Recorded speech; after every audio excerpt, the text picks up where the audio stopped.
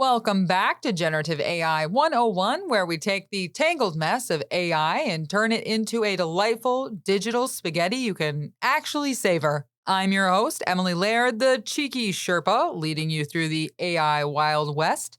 Today we're exploring RTF prompting. Grab your popcorn, folks, because we're about to turn prompt engineering into the main event. Welcome to Generative AI 101.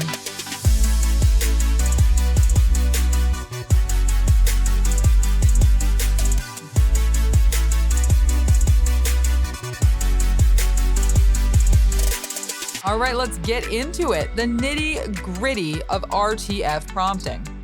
First off, what in the world is RTF prompting? Well, it stands for role, task, format.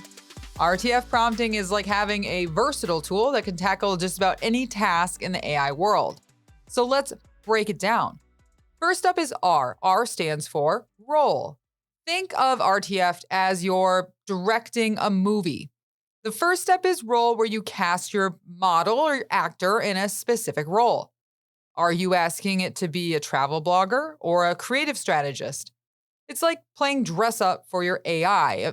Think E.T. when Gertie gets a hold of him, right? For instance, you are a travel blogger who recently visited an enchanted island called Serenity Cove. By giving the model a persona, you make the interaction more engaging and meaningful. Next up, let's look at T. T stands for task. I feel like we're on Sesame Street for prompt engineering. T stands for task. So this is where you give your large language model the mission. What do you want the AI to accomplish? Write a captivating paragraph about Serenity Cove, summarizing its lush tropical forests and vibrant marine life? Clear tasks guide the model's focus and ensure it hits the mark. It's like telling your AI to grab a pen and paper and start jotting down those beautiful words. Last, we have F. F stands for a lot of things in my world, but in this scenario, it stands for format. Here's where you specify the structure of the output. You want a CSV file? Say so.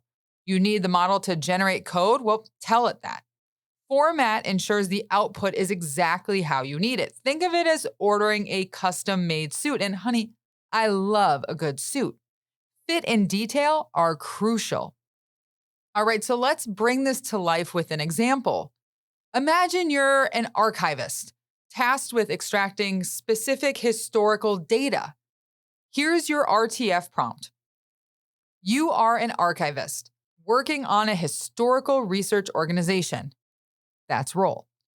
Extract names of historical figures, significant events, and corresponding years from archival documents. That's your task. Output the results in CSV format with columns for historical figure, event, and year.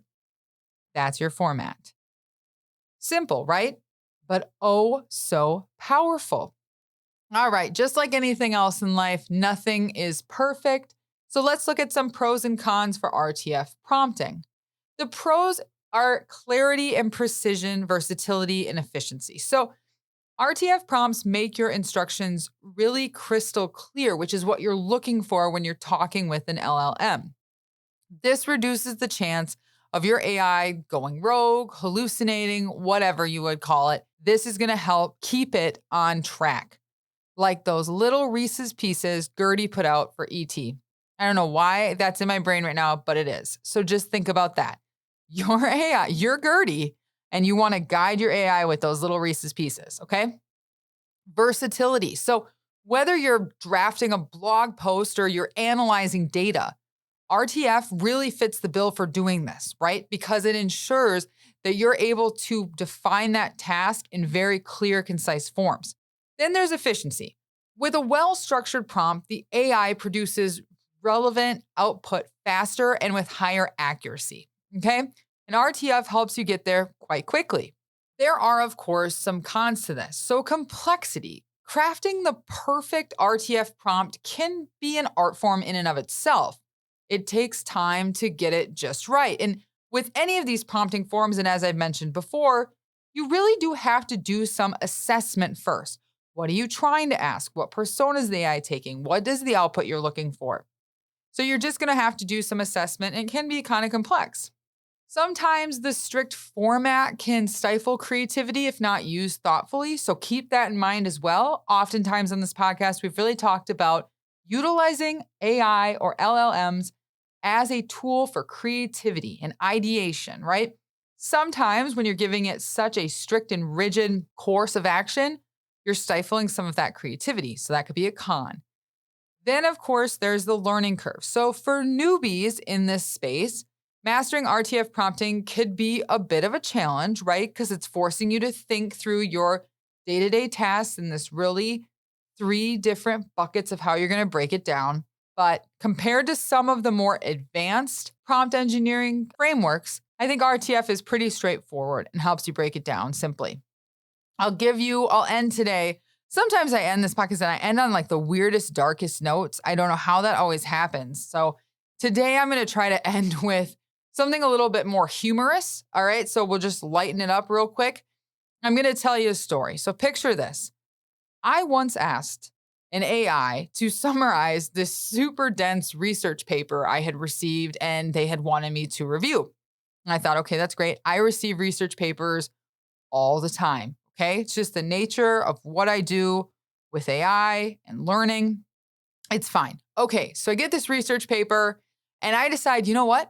I'm going to actually have AI take a look at this and summarize it for me. So I give it the role task format prompt of a snarky 18-year-old who's going to write a summary for me about this document in a humorous manner that will entertain me.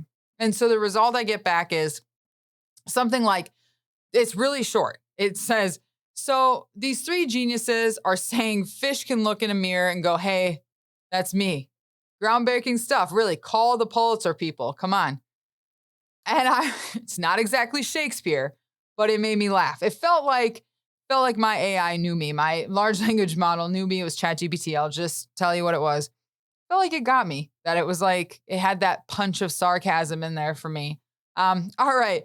So that's all for today's deep dive into RTF prompting. If you've got questions, thoughts, or just want to connect, you can find me on LinkedIn. Just look up Emily Laird, Laird, and let's keep the conversation going. And for any of you that have reached out, because last week I was at a conference and I got a few different pings of people saying, love the podcast, love listening to it, Thank you. That's really cool. I really appreciate it.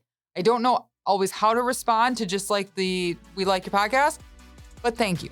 That's the best thing I can say. Thank you very much. So until next time, stay curious, stay adventurous, and remember, you know more about RTF prompting now than you did when you arrived.